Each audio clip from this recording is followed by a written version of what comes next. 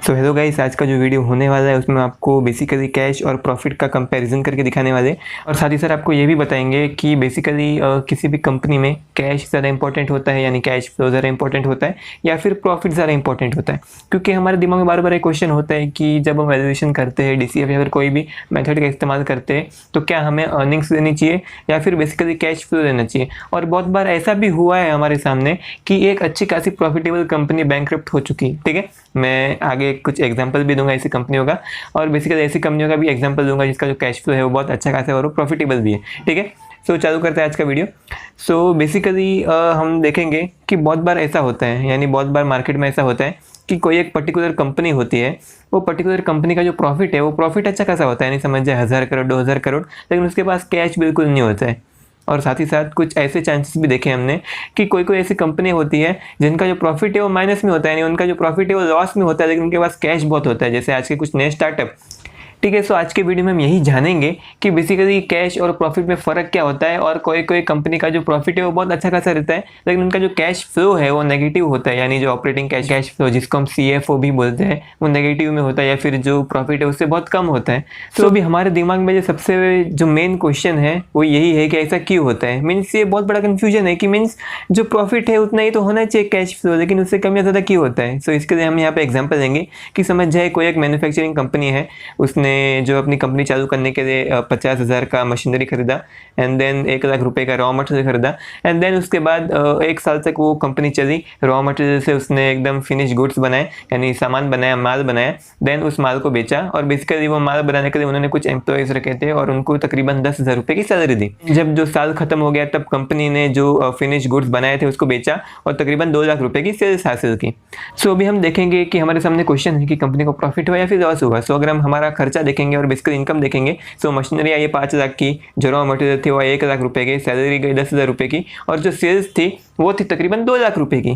ठीक है, यानी कुल मिला के जो हमारा खर्चा था वो खर्चा हो गया 6,10,000 रुपये का। यानी बेसिकली ये जो मशीनरी 5 लाख की थी और ये जो रॉ मटेरियल 1 लाख का था और जो सैलरी थी 10,000 की, उसको हमने प्लस किया, और बेसिकली जो हमारी सेल्स थी वो तकरीबन 2 लाख की थी। सो अगर हम इस फॉर्मूला का इस्तेमाल करेंगे यहाँ पे, यानी इनकम हमारी 2 लाख की थी और एक्सपेंसेस 6.1 लाख के थे, सो जो प्रॉफिट का फॉर्मूला है वो है इनकम माइनस एक्सपेंसेस, यानी तकरीबन हमें 4.1 लाख का लॉस हुआ। लेकिन अगर हम देखेंगे कि हम यहाँ पे कुछ लॉजिक इस्तेमाल करेंगे, सो हमने रॉ मटेरियल खरीदा 1 लाख रुपए का, देन उसके बाद वहाँ पे हमने सैलरी दी 10,000 रुपये की, देन हमने 10,000 की सैलरी दी, यानी हम यहाँ पे मशीन का जो खर्चा है वो गिन नहीं रहे। क्यों मशीन का खर्चा नहीं गिन रहे? क्योंकि बेसिकली इसके पहले हमने मशीन का खर्चा गिना था और बेसिकली हमें लॉस हुआ, यानी बहुत एकदम गलत फिगर मिला। और बेसिकली अभी हम सिर्फ हमारे लॉजिक में, यानी हम ऐसा सोच रहे कि हम मशीन का खर्चा नहीं गिनते। सो कुल मिला के हमने 1 लाख का रॉ मटेरियल और 10 लाख की सैलरी इस्तेमाल करके हमने जो सेल्स जनरेट की वो 2 लाख की थी, यानी 2 लाख का हमने माल बनाया। सो बेसिकली अगर हम इस हिसाब से चलेंगे तो जो हमारा खर्चा था वो था तकरीबन 1,10,000 रुपये का, और जो हमारी सेल्स थी वो थी 2 लाख रुपये की, यानी कुल मिला के हमें 90,000 का प्रॉफिट हुआ। सो क्या हमें 90,000 का प्रॉफिट हुआ यहाँ पे? सो अभी हमें पता नहीं चल रहा है कि 90,000 का प्रॉफिट हुआ या फिर नहीं हुआ, या फिर लॉस हुआ हमें 4,10,000 का। सो हम यहाँ पे करना क्या चाहिए, कुछ समझ में नहीं आया कि क्या हो रहा है यहाँ पे। सो यहाँ पे जो हमारा मेन कंफ्यूजन है उसका जो हल है वो ये है, वो बहुत ज़्यादा सिंपल है। हमने यहाँ पे गलती ये की है कि हम यहाँ पे एक्सपेंसेस और एक्सपेंडिचर में कंफ्यूज हो चुके हैं, हमें उसका मतलब बराबर से नहीं पता। अगर हम ध्यान से यहाँ पे देखेंगे तो ये जो मशीनरी होती है वो मशीनरी यहाँ पे एक्सपेंसेस में नहीं आती, वो मशीनरी बल्कि आती है एक्सपेंडिचर में। तो एक्सपेंसेस और एक्सपेंडिचर का मतलब समझते हैं। सो ये जो एक्सपेंसेस होते हैं, एक्सपेंसेस का जो डिफिनेशन है वो ये है कि things use for only 1 year, यानी ऐसी चीज़ जो 1 साल तक इस्तेमाल की जाती है या फिर 1 साल में खत्म हो जाती है। जैसे अगर हम यहाँ पे रॉ मटेरियल की बात करेंगे, सो जो हमने रॉ मटेरियल दिया वो ऐसा अगर हम समझेंगे कि हमने 1 लाख का रॉ मटेरियल दिया और 1 लाख का रॉ मटेरियल पूरा इस्तेमाल कर दिया, सो बेसिकली वो 1 लाख रुपया हमारे एक्सपेंसेस में आ जाएगा। और फिर उसके बाद जब हम लोगों का इस्तेमाल करेंगे, हमारे एम्प्लॉयज़ का इस्तेमाल करेंगे और उससे रॉ मटेरियल से फिर हम फिनिश गुड्स बनाएंगे, तब जो लोग थे यानी उनको बेसिकली हमने 10,000 की सैलरी दी 1 साल में काम करने के लिए। सो जो 10,000 की जो सैलरी थी वो भी आ जाएगी एक्सपेंसेस में, एंड बाकी सब ऐसे खर्चे जो हम सिर्फ 1 साल में करते हैं वो आ जाएंगे हमारे एक्सपेंसेस में। लेकिन ये जो एक्सपेंडिचर होता है उसका मतलब ये है कि टोटल कैश आउटफ्लो, यानी कुल मिला के जितना भी कैश गया है उसको हम बोलेंगे एक्सपेंडिचर। यानी समझ जाए हमें कुल मिला के कितना खर्चा हुआ, 5 लाख की मशीन, 1 लाख का रॉ मटेरियल और 10,000 की सैलरी, यानी तकरीबन हमें 6 लाख और 10,000 रुपये का खर्चा हुआ, यानी 6,10,000 हमारा एक्सपेंडिचर है। ठीक है, और बेसिकली यानी मीन्स बेसिकली एक्सपेंडिचर में हर एक चीज़ आ जाती है, सिर्फ एक्सपेंसेस नहीं आती बल्कि हर एक चीज़ आ जाती है, ठीक है। सो इसी वजह से ये जो मशीन थी उसको हमने सिर्फ 1 साल में इस्तेमाल नहीं किया, उसको बेसिकली हमने 10 साल तक इस्तेमाल किया।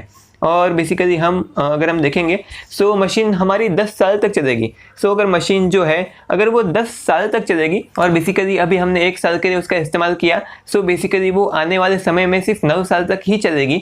सो बेसिकली उस मशीन का हमने 10वां भाग इस्तेमाल कर लिया। सो अभी बेसिकली हमें 10वें भाग को कुल मिला के जो हमारा प्रॉफिट एंड लॉस स्टेटमेंट है उसमें डालना पड़ेगा, यानी मशीन का जो 10वां भाग है, यानी मशीन का जो प्राइस है उसका जो 10वां भाग है वो बेसिकली हमारे एक्सपेंसेस में आएगा, पूरा मशीन नहीं आएगा क्योंकि मशीन बेसिकली आने वाले 10 साल तक चलेगी। सो अगर हम इसका यहाँ पे उपाय देखेंगे, सो बेसिकली ये जो मशीन है उसको हम 10 पार्ट में डिवाइड करेंगे। यहाँ पे जो मशीन है उसको 10 पार्ट में डिवाइड करेंगे और जो मशीन जो थी 5 लाख की थी, सो बेसिकली 5 लाख को हम 10 साल के लिए यानी 10 पार्ट में डिवाइड करेंगे, यानी 1 साल का खर्चा आता है 50,000 का, यानी हर साल जो 5 लाख की मशीन है उसमें से उस 5 लाख का एक भाग इस्तेमाल करेंगे, यानी बेसिकली 10 साल में उस मशीन को डिवाइड करेंगे एंड उसका एक भाग इस्तेमाल करेंगे। सो बेसिकली कुल मिला के 1 साल में 50,000 रुपये की मशीन इस्तेमाल होगी, यानी 1 साल का एक्सपेंस हो गया 50,000 रुपये का। सो अभी इसको हमें कुछ नाम से डालना पड़ेगा, यानी मीन सीधा ऐसे नहीं डाल सकते मशीनरी 50,000 रुपये की, क्योंकि ये बिल्कुल सही नहीं होगा क्योंकि जो मशीनरी है वो तो 5 लाख की है। सो इसलिए हम यहाँ पे डेप्रीसिएशन का इस्तेमाल करेंगे। सो ये डेप्रीसिएशन में डालेंगे हम 50,000 रुपये, ठीक है। सो बेसिकली डेप्रीसिएशन का मतलब यही होता है। सो बेसिकली हमने यहाँ पे डेप्रीसिएशन का इस्तेमाल क्यों किया, इसका इस्तेमाल करके जो हमारा जो प्रॉफिट एंड लॉस स्टेटमेंट है वो 1 साल का प्रॉफिट एंड लॉस स्टेटमेंट बिगड़ नहीं जाएगा। और बेसिकली हम यहाँ पे जो मशीन है उसको बेसिकली 10 पार्ट में डिवाइड करके हर साल उसका एक पार्ट का पैसा हमारे जो प्रॉफिट एंड लॉस स्टेटमेंट है उसमें से काट सकते हैं, जिसकी वजह से हमारी कंपनी प्रॉफिटेबल भी रहेगी और साथ ही साथ बेसिकली जो प्रॉफिट एंड लॉस स्टेटमेंट है वो बहुत ज़्यादा बेकार नहीं बन जाएगा, जिसकी वजह से इन्वेस्टर हमारी कंपनी में इन्वेस्टमेंट कर सकते हैं, ठीक है। सो ऐसा कुल मिला के ये सब एक्सपेंसेस वो सब गिन के अगर हम यहाँ पे हमारा जो प्रॉफिट एंड लॉस स्टेटमेंट अगर हम देखेंगे, सो यहाँ पे जो हमारी इनकम थी वो सेल्स से इनकम थी 2 लाख रुपए की। देन जो हमारा खर्चे थे वो खर्चे कितने थे, 1 लाख रुपए का रॉ मटेरियल था। देन उसके बाद 50,000 रुपये का डेप्रीसिएशन था, 10,000 रुपये की सैलरी थी। सो ऐसा अगर हम गिनेंगे सो बेसिकली हमारे पास तकरीबन 2 लाख की सेल्स आई है, 2 लाख रुपए आए और बेसिकली सिर्फ 1,60,000 रुपये ही गए।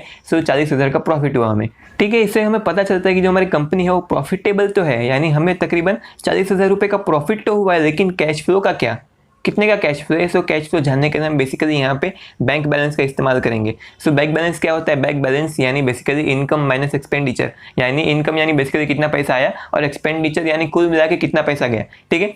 सो बैंक बैलेंस का ये इतना छोटा सा सिंपल सा फॉर्मूला है। सो बेसिकली हमारी इनकम थी तकरीबन 2 लाख रुपए की और जो एक्सपेंडिचर था वो तकरीबन 6,10,000 का था, यानी जो हमारा बैंक बैलेंस है वो तकरीबन माइनस 4.1 लाख का हुआ, यानी जो हमारा जो बैंक बैलेंस है उसमें तकरीबन माइनस 4 लाख रुपए है, यानी उसमें हमें 4 लाख रुपए डालना पड़ेगा। बेसिकली इसको हम देखेंगे सो बेसिकली बैंक बैलेंस ही कैश फ्लो होता है। सो प्रॉफिट तो हमें 40,000 का हुआ, लेकिन जो कैश फ्लो है हमारा वो माइनस 4,10,000 रुपए का है, जो कि एक बहुत सीरियस बात है। अब ये सीरियस बात क्यों है, यानी मीन्स ये इतना यहाँ पे हम इतना ध्यान क्यों दे रहे, क्योंकि हमें प्रॉफिट तो हुआ है, फिर प्रॉफिट हमारे मतलब करना चाहिए ना, कैश फ्लो हमारे मतलब नहीं करना चाहिए।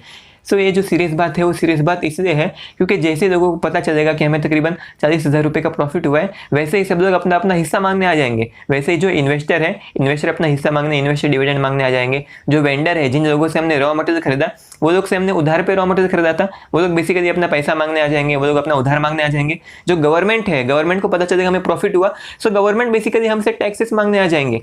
सो बेसिकली अभी ये लोग सब लोग पैसा मांगने आए तो आ गए, इनको पता है कि हमें प्रॉफिट तो हुआ है, लेकिन बेसिकली हमारे पास यहाँ पे कैश फ्लो नहीं है, हमारे पास कैश ही नहीं पड़ा है। सो बेसिकली हम उनको कैसे पैसे देंगे, मीन्स मैं ऐसा नहीं बोल रहा हूँ कि हमें जिन लोगों से हमने पैसा उधार लिया या फिर जिन लोगों से हमने माल उधार पे लिया उनको हमें पैसा नहीं देना चाहिए, हमें उनको पैसा बिल्कुल देना ही चाहिए, लेकिन बेसिकली हमारे पास कैश फ्लो ही नहीं है, तो हम बेसिकली उनको पैसा कैसे देंगे। सो बेसिकली इसलिए हमें कुछ कड़े डिसीजन यहाँ पे लेने पड़ेंगे, इसलिए हमें इन्वेस्टर को बोलना पड़ेगा कि हम इस साल डिविडेंड नहीं देंगे, और जो भी कंपनी कैश फ्लो नेगेटिव होने के बाद भी डिविडेंड देती है बेसिकली हमें उस कंपनी से बहुत दूर रहना चाहिए।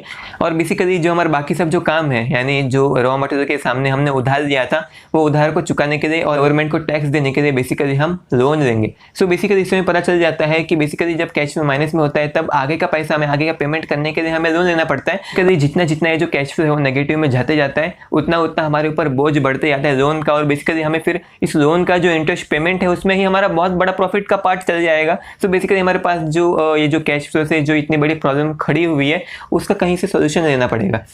सो बेसिकली अगर हम देखेंगे सो यहाँ पे अगर हम देखेंगे कैश वर्सेस प्रॉफिट, सो क्या करना चाहिए हमें, क्या कैश हमारा इंपॉर्टेंट है? अगर हम देखेंगे तो किसी भी कंपनी के लिए जो प्रॉफिट है वो प्रॉफिट ज़्यादा इंपॉर्टेंट होता है, वो कंपनी प्रॉफिटेबल होनी चाहिए।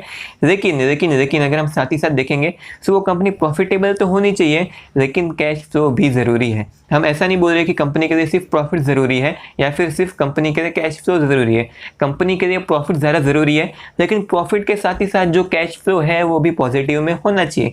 अगर ये नहीं होता तो क्या होता है, हमारे पास बहुत सारे ऐसे एग्जांपल हैं। अगर हम कैश फ्लो नहीं होता है, जो कैश फ्लो है वो नेगेटिव होता है, सो एक प्रॉफिटेबल कंपनी, जैसे अगर हम बात करेंगे यहाँ पे ILNFS, जो ILNFS कंपनी थी वो प्रॉफिटेबल थी, लेकिन उसके पास कैश फ्लो नहीं था, सो जिसकी वजह से वो बैंकरप्ट हो गई। सो हमारे पास ऐसे और भी बहुत सारे अच्छे अच्छे एग्जांपल हैं जो प्रॉफिटेबल कंपनी थी, यानी उनका जो प्रॉफिट है वो प्रॉफिट अच्छा खासा हो रहा था, उनके पास प्रॉफिट था, लेकिन फिर भी वो बैंकरप्ट हो गई क्योंकि उनके पास जो कैश फ्लो था वो कैश फ्लो नहीं था, कैश फ्लो नेगेटिव में था, जिसकी वजह से उनको पेमेंट करने के लिए लोन लेना पड़ रहा था और लोन को चुकाने के लिए फिर और लोन लेना पड़ रहा था, जिसकी वजह से उनका जो मेन प्रॉफिट था वही इंटरेस्ट रेट में चला जाता था, यानी इंटरेस्ट पे करने में चला जाता था, जिसकी वजह से बेसिकली वो बैंकरप्ट हो गई। तो बेसिकली इससे हमें पता क्या चलता है, इससे हमें पता यही चलता है, इससे हमें सीखने बेसिकली यही मिलता है कि कोई भी कंपनी जिसका जो एक्सपेंडिचर है यानी जो कैपेक्स है वो कम है, जैसे अगर हम बात करेंगे यहाँ पे ITC, मैं यहाँ पे कोई भी इन्वेस्टमेंट की एडवाइस नहीं दे रहा हूँ, मैं सिर्फ ऐसा बता रहा हूँ, यहाँ पे सिर्फ एग्जांपल बता रहा हूँ कि कोई भी ऐसी कंपनी जिसका जो एक्सपेंडिचर है वो कम है, उसका जो कैश फ्लो है वो पॉजिटिव होगा। क्योंकि अगर हम देखेंगे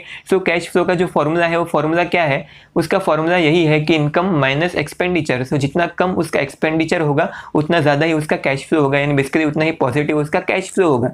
ठीक है, सो बेसिकली हमें सिर्फ ये नहीं देखना है कि उसका एक्सपेंडिचर कम होना चाहिए, लेकिन उसका जो सेल्स है वो भी ज़्यादा होना चाहिए। नहीं तो एक्सपेंडिचर जितना सेल्स होगा सो बेसिकली उसका जो कैश फ्लो है वो जीरो होगा, सो जीरो भी नहीं होना चाहिए और कैश फ्लो नेगेटिव भी नहीं होना चाहिए, उसका कैश फ्लो पॉजिटिव में ही होना चाहिए। और बेसिकली इसका एक अच्छा सा एग्जांपल है ITC। ठीक है, तो वीडियो था हमारा वो यहीं पे खत्म होता है। सो बेसिकली आपको अभी पता चल गया होगा कि किसी भी इन्वेस्टर के लिए या फिर किसी के लिए भी जो कैश फ्लो है वो ज़्यादा इंपॉर्टेंट होता है या फिर प्रॉफिट ज़्यादा इंपॉर्टेंट होता है। ठीक है, सो मीन्स प्रॉफिट ज़्यादा इंपॉर्टेंट होता है, लेकिन कैश फ्लो भी पॉजिटिव होना चाहिए, वरना कंपनी बैंकरप्ट हो सकती है। ठीक है, सो ये जो हमारा वीडियो था वो हमने एकदम नए स्टाइल में बनाया। सो आप प्लीज़ नीचे कमेंट सेक्शन में जाके मैं बता सकते हो कि क्या आपको आगे आने वाले जो वीडियो है वो भी इसी स्टाइल में चाहिए, यानी वो भी आपको एनिमेशन में चाहिए, या फिर जो हमारा पुराना जो कैमरे के ऊपर जाके हम जो हमारा प्रेजेंटेशन हम देते थे, या फिर जो कैमरे के ऊपर जाके हम बोलते थे कि आपको ऐसा करना चाहिए वैसा करना चाहिए, वो आपको ज़्यादा पसंद है। ठीक है, सो आप प्लीज़ नीचे कमेंट करके हमें बताइएगा कि आपको कैसे वीडियो ज़्यादा अच्छा है। और बेसिकली इस वीडियो को देखने के लिए thank you so much. Thank you so much means आपने अभी तक इस वीडियो को पूरी तरीके से देखा। और साथ ही साथ जो हमारे चैनल है सिंपल इन्वेस्टमेंट, आप प्लीज़ ये जो हमारे चैनल है उसको सब्सक्राइब कर दीजिएगा और आप इस वीडियो को भी लाइक कर देना और थोड़ा शेयर भी कर देना। ठीक है, क्योंकि मीन्स हमने वीडियो को बहुत मेहनत से बनाया है। सो प्लीज़ अगर आप थोड़ा सा लाइक कर देते हो तो बेसिकली हमारा जो चैनल है वो थोड़ा प्रमोट होगा, जो यूट्यूब एल्गोरिदम है वो हमारे चैनल को प्रमोट करेगी, जिसकी वजह से हमारे चैनल को हेल्प होगा। ठीक है, सो प्लीज़ आप इस चैनल को सब्सक्राइब कर देना और उसके बाद इस वीडियो को भी लाइक कर देना और शेयर भी कर देना। ठीक है, so thank you so much इस वीडियो को यहाँ तक देखने के लिए। Thank you so much. अब हम चलते हैं।